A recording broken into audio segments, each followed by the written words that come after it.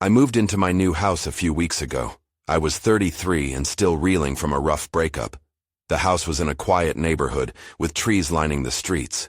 I thought it would be a good place to find peace and inspiration as a freelance graphic designer. Little did I know things would get unsettling. The first night was fine. I set up my bedroom, crawled into bed, and fell asleep almost immediately. The second night was calm too. But the third night changed everything. I heard a soft tapping sound coming from the wall. At first I thought it was the house settling. I rolled over, pulled the blanket over my head and tried to ignore it. But the tapping didn't stop. It was rhythmic, like a quiet heartbeat. I kept telling myself it was nothing. I thought maybe I was overreacting. As the days passed, things got weirder. I noticed shadows moving past my windows when the moon was full. One night I was watching TV, and it turned on by itself. I jumped back. Was it a malfunction? I blamed tiredness and a loose remote. Still, I heard faint laughter from the park across the street. I peered outside, but it was empty. It was so clear. I thought I was hearing things. The tapping grew louder, more insistent. It felt like it was calling for me. One night after hearing it again, I got up to check. I stood there, my ear pressed against the wall. As soon as I did that, the tapping stopped. My heart raced. I felt silly just standing there, but I felt like I was meant to hear something. What was going on? Then came the night everything changed. I woke up and saw a figure outside my window. At first I thought it was a trick of the light. I squinted, and fear gripped my stomach. It was just a shadow, but it felt like it was staring at me. I blinked, thinking I was still asleep. When I opened my eyes, it was gone. My breath caught in my throat. Was I dreaming? I couldn't shake it. I'd never felt so lost before. Now I lay in bed wide awake, unsure of what's real. I still hear the tapping, faint but constant. It feels like it's connected to the figure I saw. Something wasn't right here. Every little thing felt linked to the sound on the wall. I couldn't escape the feeling that I was teetering on the edge of something dark, hidden in shadows. I considered leaving, packing up and moving again. But where would I go? I didn't want to be trapped in the dark. I remembered the laughter, the tapping, the figure. They all haunted my thoughts. I felt an urgent need to know the truth, even if I was scared. Tension filled the space in my new house. Would the tapping give me answers? Or was I about to uncover something much worse? The next day I couldn't stay cooped up inside. I needed to clear my head. I grabbed my keys and decided to take a walk around the neighborhood. Fresh air might help. Maybe I could find some inspiration for my designs. I stepped out, the sun casting a warm glow over the houses. It felt calming, but the tapping noise lingered in my mind. As I walked, I noticed the park across the street. It was an ordinary park, the kind with swings and a slide. But the laughter I heard before was still fresh in my memory. I approached the entrance, hoping to see some kids playing. Maybe it was all in my head. Instead, I found it eerily empty. Then I caught sight of something on the ground, a small wooden box, partially buried under fallen leaves. I hesitated, but curiosity got the better of me. I bent down and picked it up. It was lighter than I expected. An unsettling feeling washed over me. I could feel it in my bones. Something about this box didn't seem right. I glanced around, half expecting someone to appear. But the park was still deserted. Carefully, I opened the box. Inside, there were old photographs. They were black and white and faded, but I could make out the faces. They looked familiar, yet I couldn't quite place them. Each photo captured moments of laughter, but they felt hollow, like echoes from another time. Then I spotted a photo that made my skin crawl. It was a picture of a girl, maybe 8 or 9 years old. She was standing in front of my house. Her big dark eyes seemed to stare directly at me. The wind picked up, and I shivered. Why was she in front of my house? I flipped the photo over. There was a date scrawled in pencil, October 1998. I stood up, shaking. What was going on? I had to know more. I hurried back home, the box clutched tightly in my hands. Once inside, I set it on the kitchen table and stared at it. The photographs felt like a connection to something unknown. I remembered the tapping sound, Was this girl linked to it? I turned on my laptop and started searching for information about the house. What had happened here before I moved in? My heart raced as I skimmed through articles. I found a write-up about a family that had lived there in the late 90s. There was mention of strange occurrences in the house, odd sounds, and unsettling feelings that had caused them to leave abruptly, but that wasn't all. As I read on, I found an entry that made my blood run cold. The youngest daughter, Clara, went missing in October of 1998. Search efforts yielded nothing. My hand trembled, and I pushed away from the table.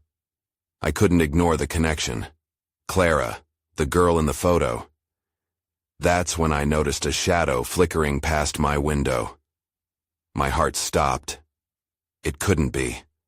I rushed to the window and suddenly everything went dark. I blinked, trying to adjust to the sudden darkness. Had the power gone out? No, the streetlights flickered just outside my window. The shadow had been there, a dark shape moving quickly, too quickly for my mind to comprehend. I took a deep breath and looked around, my heart pounding in my chest. The house felt alive in a way it hadn't before. Small creaks and groans echoed in the quiet. I stepped away from the window and felt an unease settle over me. Then I heard it, the tapping. It was faint at first, like fingernails scraping against wood. I froze. The sound seemed to be coming from the hallway. My instincts screamed at me to run, but I felt rooted in place. Should I check it out? What if it was just my mind playing tricks? Bracing myself, I tiptoed toward the hallway, straining to listen. With each step, the tapping grew louder, more insistent. I gripped the edge of the table, my pulse quickening. The wooden stairs groaned under my footfall. As I reached the hallway, the tapping stopped. Instantly, the silence felt heavier than before. I peered into the dim light, dread pooling in my stomach. The air seemed to shift, thickening around me. A chilling thought slipped into my mind. What if it was Clara? What if she was still here, trapped in this place? Just then, I noticed something on the floor, a small familiar object. I knelt down and picked it up. It was a hair clip, the same style I'd seen Clara wearing in the photograph. My breath caught in my throat. How had it ended up here? I didn't remember ever seeing it before. That's when I heard it again. A soft giggle, high-pitched and distant. It sent chills down my spine. I stood up quickly, looking wildly around. "Hello?" I called out, my voice shaky. As if in response, the giggle echoed again, this time closer. My heart raced as I realized I was not alone. I took a step back, my back hitting the wall. I wanted to run, but felt paralyzed. The front door creaked open, swinging gently as if inviting me out into the night. Outside, the world was dark and still. My instincts screamed at me to leave, to escape, but I couldn't shake the weight of curiosity mixed with dread. Just then, my phone buzzed on the table, cutting through the tension. I rushed back to grab it, desperate for some distraction. My fingers trembled as I unlocked it. There was a message from an unknown number. It read, "You found her, didn't you? Don't look for Clara." I dropped the phone, the screen going dark as it hit the floor. I backed away, realizing I had made a mistake. The tapping resumed, louder this time, relentless. I wasn't just hearing things. Clara was here. The door slammed shut, and everything went quiet again. There was no way out now. My heart pounded as I stared at the closed door. I felt the weight of the room around me, the eerie silence now echoing the chaos in my mind. I needed to do something, to break this stifling tension. Running wasn't an option anymore. I turned away from the door, forcing my feet to move toward the kitchen, desperate for some light, some comfort. I flicked the switch, but the bulb flickered momentarily before going dark. A chill crept up my spine. Was the power really gone? I rummaged through the drawers, fumbling until I found a flashlight. I turned it on, the beam slicing through the gloom. It felt like a small victory. As I took a few steps back into the hallway, I felt a slight draft, the kind that could make the hairs on my neck stand on end. In the darkness, the shadows shifted, and I couldn't shake the feeling that something was right on the edge of my vision. I turned, flashing the light around, but there was nothing there. Then I spotted something out of the corner of the hall. Another hair clip. My breath caught again. This one was different. Smaller. Perhaps a child's. It glimmered slightly in the flashlight's beam, calling to me. I knelt and picked it up, looking closely. It bore the same intricate design as Clara's, but was far more worn, battered by time. I clutched the clip tightly, feeling the cold metal dig into my palm. What was going on here? The house felt heavier, as if it were pulling me deeper into its secrets. I needed answers. I heard the giggle again, clearer this time. Laughter, innocent and haunting. It echoed down the hall like a melody from my childhood, mixed with a sense of foreboding. It was a sound I couldn't ignore, drawing me in like a moth to a flame. I followed the laughter, creeping toward the source with each cautious step. As I neared the end of the hallway, the laughter faded, replaced by a low whisper. I couldn't understand the words, but it sounded urgent, pleading. I pressed my ear against the cool wall, heart racing. The whisper seemed to vibrate through the structure, shaking loose buried memories I had tried to forget. That's when everything shifted. The whisper became a scream, loud and piercing, echoing through the emptiness of the house. I stumbled back, disoriented and terrified, my flashlight beam flickering, as if it too were afraid. I slammed my eyes shut, trying to block it out. But it persisted. When I finally opened them again, I found myself staring at the door where I had come from. It was slightly ajar, light spilling into the dark hallway. My breath hitched. Without knowing why, I felt compelled to run. I dashed past the door and into the living room, stopping only when I reached the window. Outside, the world appeared different. The sky was filled with swirling clouds and moonlight bathed everything in a ghostly glow. Maybe I could climb out. Maybe I could escape this place and whatever was haunting it. But before I could think further, I looked down and saw something lying on the ground just beneath my window. My heart sank as I recognized it. Clara's shoe, the very one she wore in that last photograph. Suddenly, the door slammed shut behind me, and the whispering returned, mingled with laughter that echoed like it was coming from all around. Panic surged through me. I had to get out. I had to find a way to escape this nightmare. I turned back to the door, and that's when I saw it. A figure standing in the doorway. Someone was watching me. I froze, the beam of the flashlight quivering as my grip weakened. The figure remained still, just beyond the threshold. My mind raced, straining to make sense of what I was seeing. It looked like a child, pale and delicate, swaying slightly as if caught in an unseen breeze. Clara. The name slipped out before I could stop myself. A faint glimmer in the darkness made her eyes appear wide and glassy. The child didn't speak, but instead tilted her head as if she were studying me. The giggle I had heard earlier escaped her lips again, playful, yet haunting. She stepped forward, and the shadows danced around her, almost as if they were alive. I took a step back, heart pounding against my ribs like a wild animal. "Please, what do you want?" Her lips curled into a smile, but it didn't reach her eyes. That chilled me even more. I wanted to scream, but the words caught in my throat. She raised a tiny hand and pointed toward the hallway. I tried to look away, wishing I could just run, but I couldn't do it. An inexplicable force held my feet to the ground. "What's down there?" I whispered, not sure I really wanted to know. The child giggled again and turned back, disappearing into the dark hallway. A wave of dread washed over me.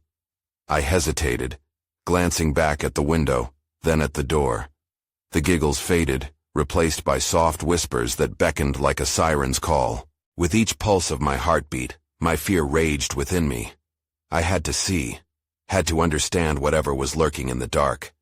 So against every instinct screaming in my head, I followed her down the hall.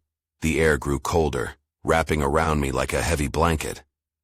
I turned the corner and flicked the flashlight across the wall.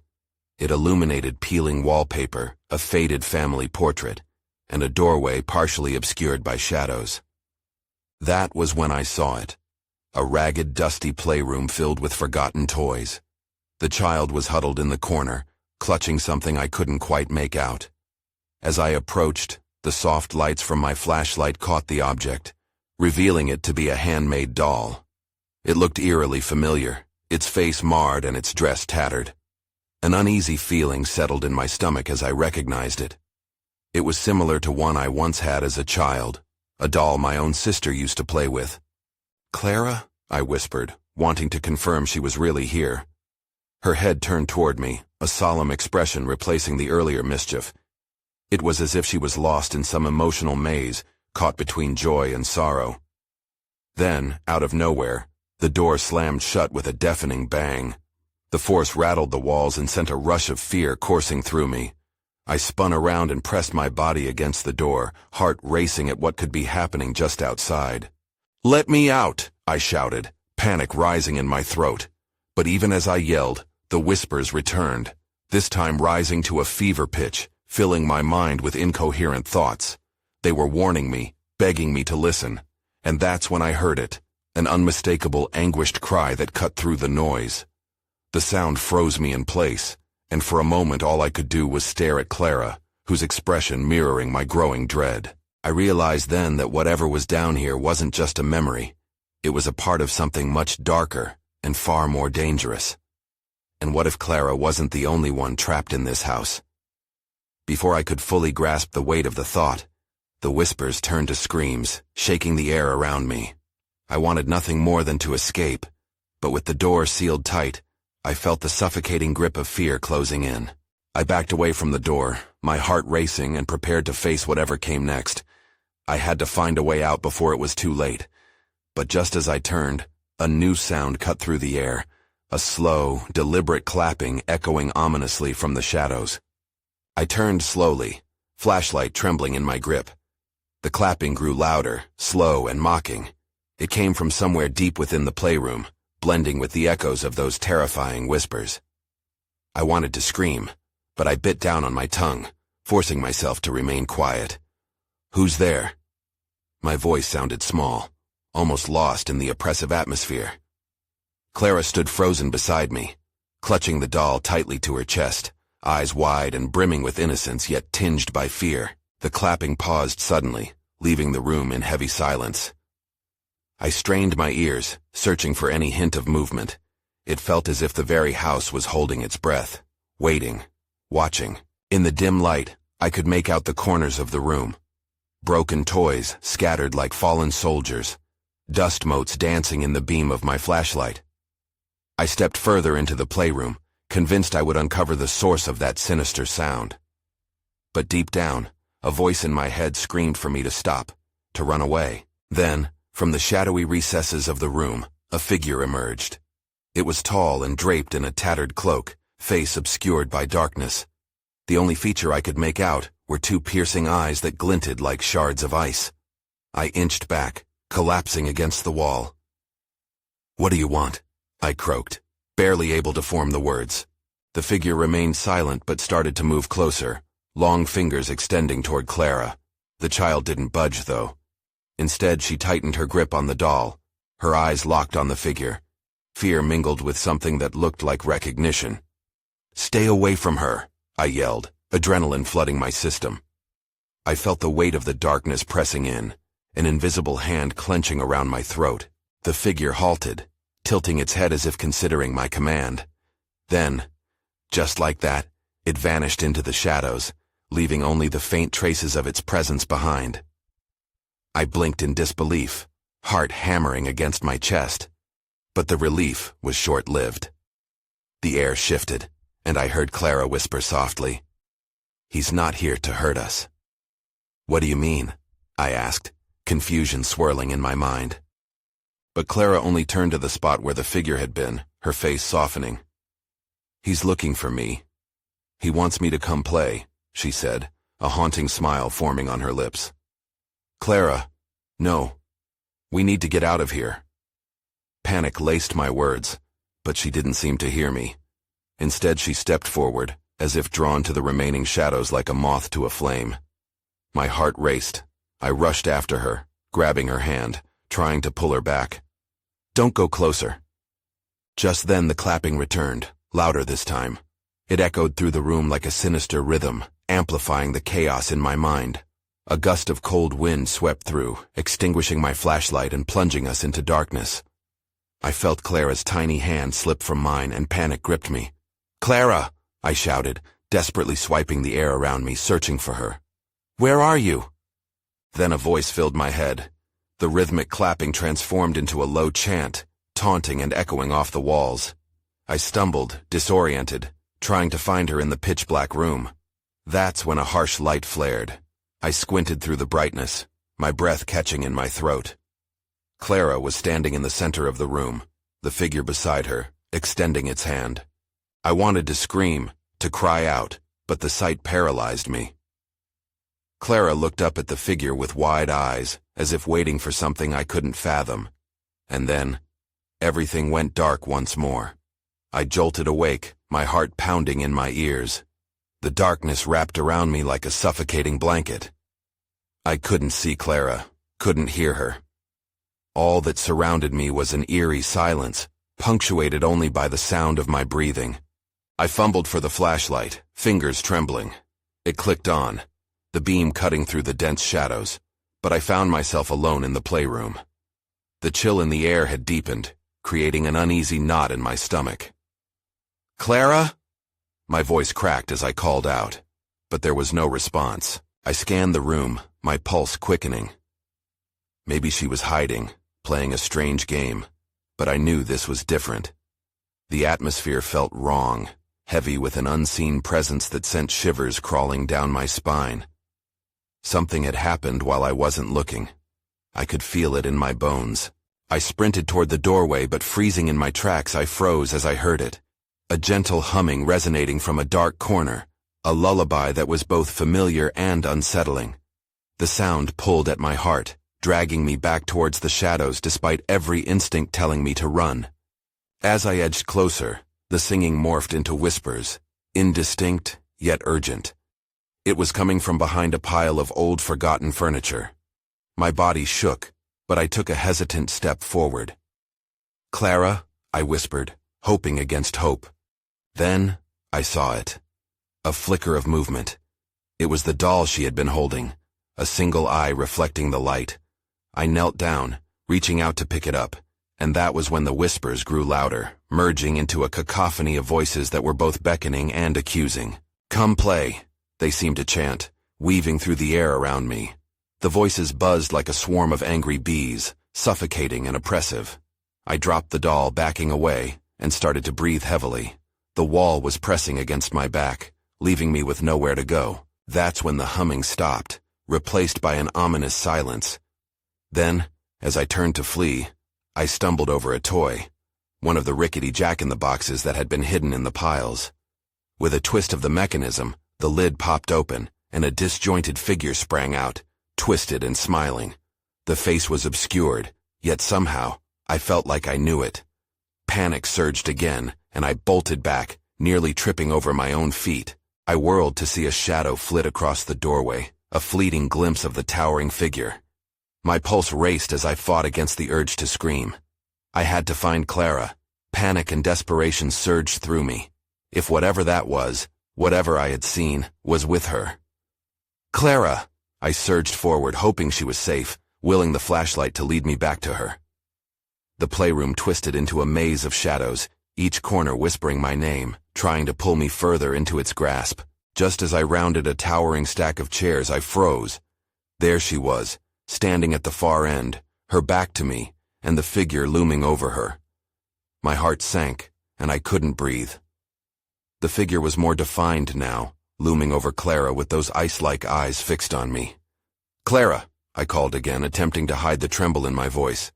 But the sound was swallowed by the silence that enveloped the playroom. The figure turned its gaze toward me, and I stumbled back, the urgency in my chest clawing at me. "Let her go," I shouted, instinct taking over. My trembling voice echoed, but it felt futile in that moment. The figure simply made no move. Then I heard Clara giggle softly, a sound that made my stomach drop. "Don't worry," she said with a lilt. "He only wants to play." And suddenly, everything went dark again. I gasped as light flickered back on, illuminating the playroom once more. The figure was gone, but Clara stood there unbothered, still smiling. I stumbled toward her, the flashlight shaking in my grip. "Clara, are you okay?" Her laughter rang out again, bright and cheerful, filling the space where fear had just gripped my heart. "I'm fine. We're just playing hide and seek." The innocence in her voice made it sound absurd, but the chill in my bones told a different story. "Where did he go?" I asked, scanning the room for any sign of the figure. My rational mind tried to make sense of it all, but whispers of dread echoed in my ears. Clara turned back to the corner where I had seen it last, and my heart raced as the shadows seemed to cluster there, thick like fog. "He didn't leave. He's still here," she said, almost cryptically, her voice dropping to a whisper.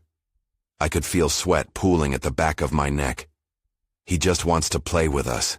The room shifted, my senses heightened, my instincts screaming at me to run. I didn't like the way she wasn't afraid, the way her gaze softened towards the shadows. "Clara, we need to go. Now," I urged, reaching for her hand, but she pulled away. "I want to stay," she insisted, her tone firm, yet dreamy. "He said if I play nice I can keep him." My stomach tightened. "Who is he, Clara? What do you mean?" But she just ignored my question.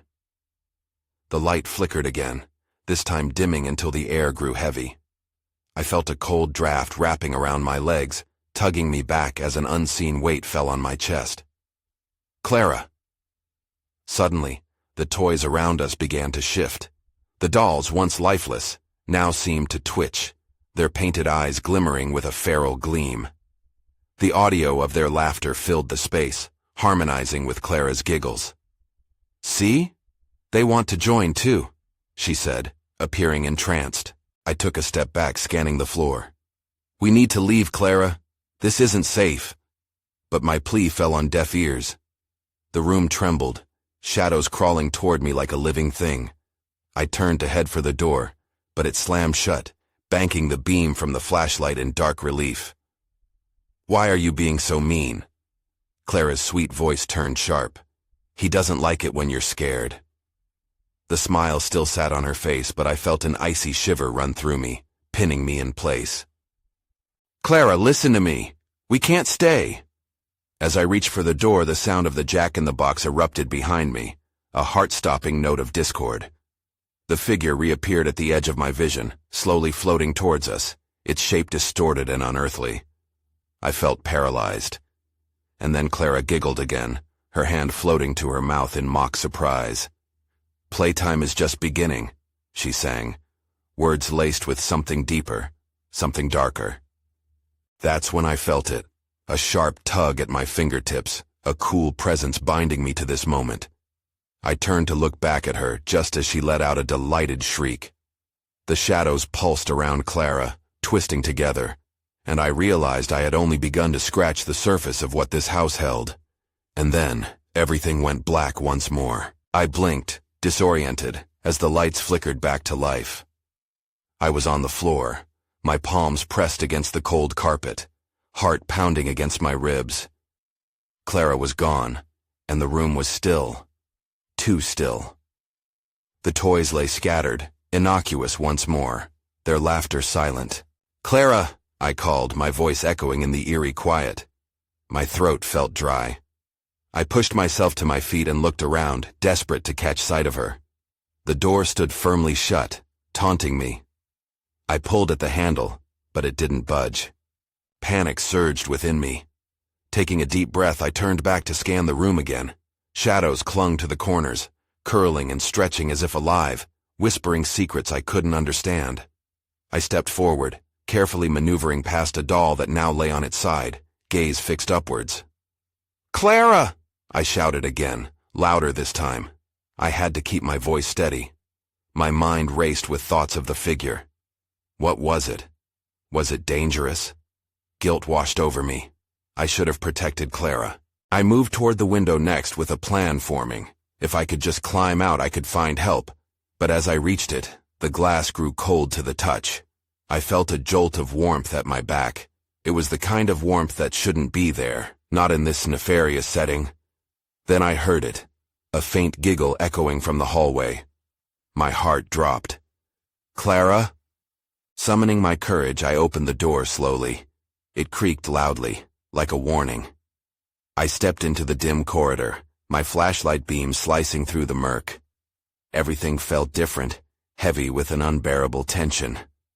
The walls looked darker, almost like they were closing in. As I ventured further down the hall, I noticed something shimmering at the far end. It looked like sunlight streaming through a crack in a door. But the door was slightly ajar, an invitation or a trap. I felt drawn to it, yet every instinct screamed at me to turn back. Just then, I heard Clara's voice, cheerful, yet haunting. "You can't hide from him. He's always watching." Chills danced down my spine. No longer was there joy in her tone. It felt like a warning masked in a child's innocence. I took a step toward the door, my breath quickening when I caught a movement out of the corner of my eye. It was the jack-in-the-box, quietly spinning its handle on the ground like it was alive. I blinked, and it stopped abruptly. Then, with a shriek, the jack-in-the-box burst open, its clown face jumping out. I stumbled backward, nearly tripping over my own feet. Clara's laughter reverberated in my ears, echoing through the empty hall. I had to find her. I couldn't let her stay here, not with whatever was lurking in the shadows. I turned back to the room, but the hallway stretched, looping impossibly, with the door to the playroom now farther away than it should have been. "Clara!" I yelled again, panic swelling in my chest. Moving back toward the door, I felt the air grow thick and suffocating. It felt like arms were wrapping around me, squeezing tighter with every step. Suddenly, from behind me, soft whispers began to emerge, growing louder, each phrase distinct yet incomprehensible. I recognized Clara's giggle once more, but mixed with a deeper voice, one that sent shivers straight down my spine. I only had one thought. I had to break free of this madness. I rushed toward the door, but just as I reached it, the voices crescendoed into a chilling chorus. "You're not leaving." I froze. The shadows twisted into shapes, forming eerily familiar figures. I realized with horror it was not just Clara I was losing. It was also myself. And then, darkness consumed me again. When I opened my eyes, I was alone again, lying on the floor of the playroom. Time felt warped, as if I had been lost in a loop of strange incidents that should have been dreams, but now were all too tangible. The air hung heavy with a suffocating weight that made every breath feel like a chore. I struggled to my feet, my legs trembling beneath me. Clara was nowhere in sight, and the doll was lying face down, its porcelain eyes staring blankly at the floor. "Clara!" I shouted, my voice shaking. The word hung in the air, and silence enveloped me once more. The walls felt like they were shifting, as if the house were alive, breathing around me, taunting me. A faint scratching echoed from the hallway. My heart raced. It was the kind of sound that would stir a primal fight or flight response in anyone. I pressed my back against the wall, trying to steady my breath and muster the courage to move. Each second felt like an eternity. Summoning every ounce of bravery I had left, I slowly crept toward the hallway. Shadows flickered along the walls, playing tricks on my senses. The whispers were gone, now replaced by the pulsing silence. But the scratching persisted, like a steady heartbeat urging me forward. I could feel its pull as if I were being baited into the depths of something darker than I'd ever imagined. I passed the threshold into the hallway, scanning for Clara and the origin of the sound. At the end of the corridor, a door stood ajar. Light spilled from the crack, casting elongated shadows that danced eerily. I could almost hear Clara's laughter echoing from behind it. Was she waiting for me? Was I hearing things again? Before I could think, I felt compelled to rush toward the door. Each step felt heavy, my heart pounding louder as I approached. I pushed it open, bracing myself for whatever lay beyond. Inside, I found myself in a room filled with old, dusty furniture draped with sheets. The soft light filtering in somehow felt inviting, juxtaposed against the weight of dread lacing my gut. But Clara wasn't here. Instead, it was an empty room filled with remnants of a past long forgotten. Then, a flicker at the corner of my eye. I turned just in time to see a shadow flit past the window. Instinctively, I ran to the window, forcing it open. Outside, The neighborhood hummed with life I hadn't remembered existing. Kids played, sunlight bathed the trees in golden hues, and the air was crisp and clear. But when I leaned out, it all felt like a mirage. Before I could absorb this comfort, a surge of wind swept through the room, slamming the window shut. The light flickered, and I glanced back to find Clara standing there, holding the doll once more. This time her face was serious, void of the innocent joy from before. "Why did you go?" she asked, her voice an echo of sadness that twisted in my chest. "Clara! I thought I lost you!" I rushed toward her, relief flooding through me, but it melted into confusion as the walls rippled and shifted. The room felt twisted. "You shouldn't have left. He doesn't like it." "Who?" I asked, fear creeping into my heart. Clara pointed into the corner where dark shadows pooled. I felt the temperature drop, dread pooling in my stomach.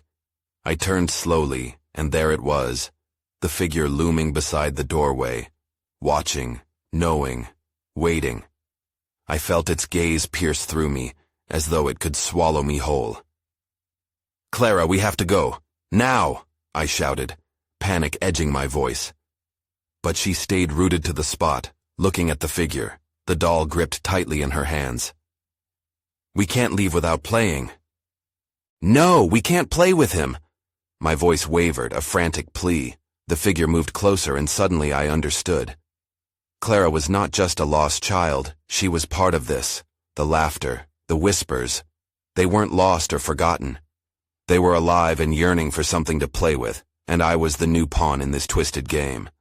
Clara turned to me, eyes shimmering with a mix of innocence and something darker. "He's my friend," she said, a smile creeping back onto her lips. "No, Clara, please," I cried, tears forming, but she stepped toward the figure, raising the doll as if offering it. Without thinking, I lunged at her, grabbing her wrist. "We need to run!" I pulled her back hard, my heart racing as the shadows writhed. The paranormal energy buzzed around us, crackling like static electricity. And then everything collapsed into darkness once more. I gasped awake, disoriented and back in the playroom. The shadows danced along the walls, and the weight of the house threatened to crush me.